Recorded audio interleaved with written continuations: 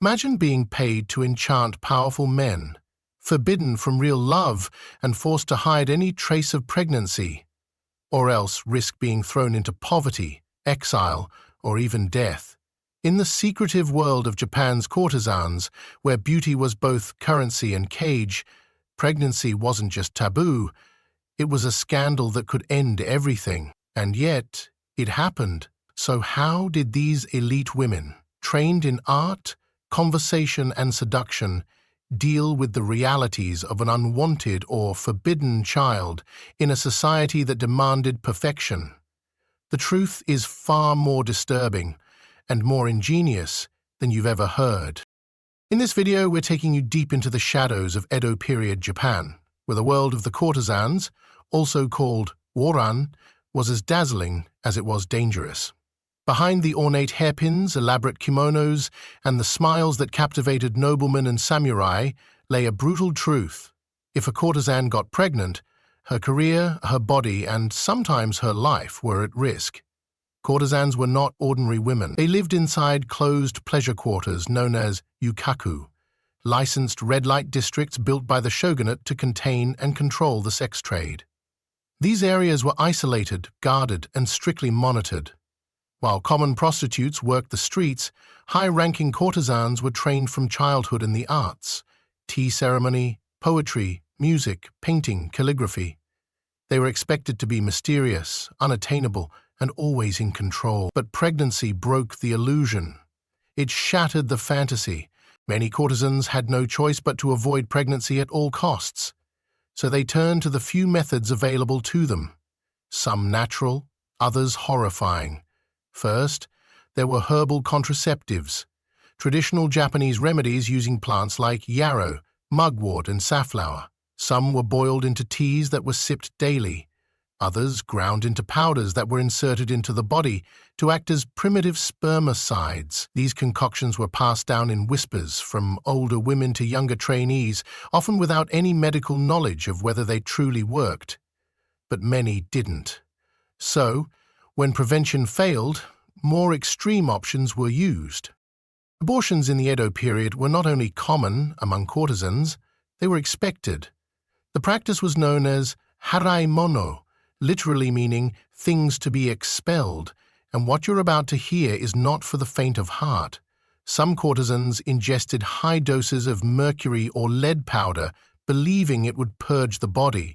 Others used sharp bamboo sticks or fish bones to induce miscarriage by physical trauma. In some cases, midwives were hired to perform secret procedures with no sanitation and no pain relief. The risk of death was high, and yet the fear of discovery was worse.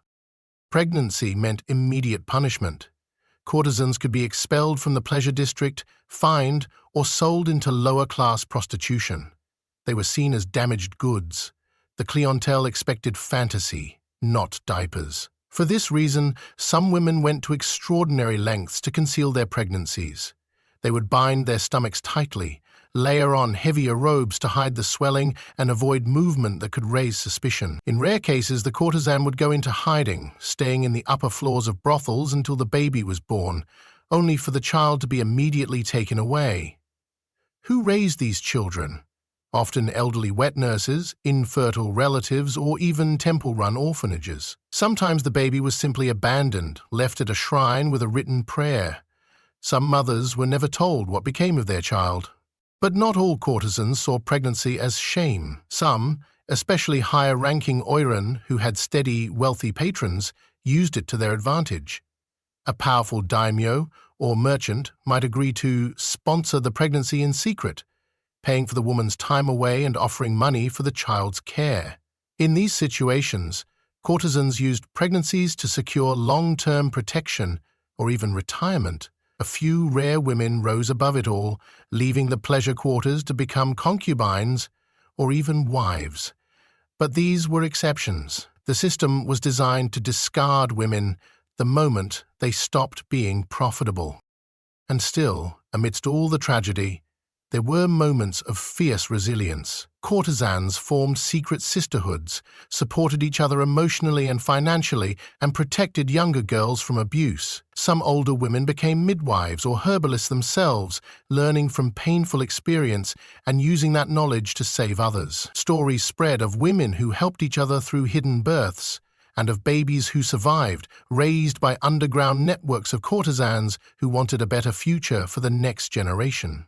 What makes all of this more haunting is how much of it was silenced in official records. The lives of courtesans were romanticized in art and poetry, but the truth about sex, bodies, and survival was covered up.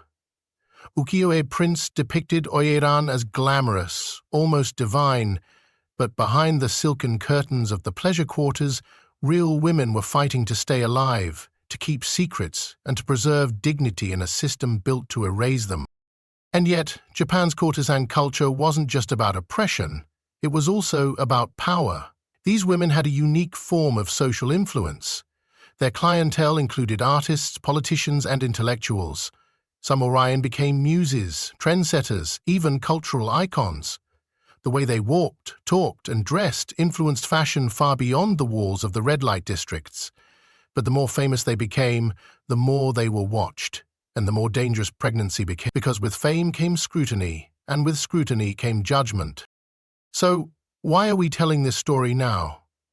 Because history often forgets the women who lived in the margins, and when we do remember them, we sanitize their stories.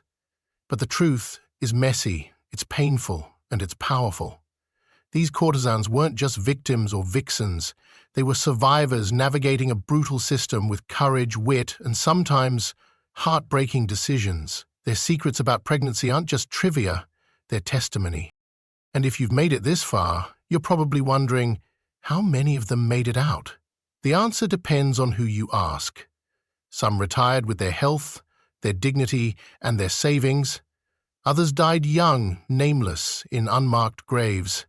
Some children born from secret pregnancies became poets, monks, or servants, never knowing their mother had once worn the towering kanzashi hairpins of an oiran. History is full of such shadows. Before we end, ask yourself, if your job, your survival, your identity depended on never being pregnant, but biology was not on your side, what would you have done? Would you risk it? Would you run? Would you surrender to the system or fight it in silence? These women lived that question every day, and their answers shaped a forgotten chapter of Japanese history. If you found this story eye-opening, disturbing, or thought-provoking, help bring more lost histories to light. Like this video, share it, and subscribe for more untold truths from the past. Leave a comment below. What part shocked you the most? And which story should we uncover next? Thanks for watching. And remember, history isn't just what's written in books, it's what people tried to hide.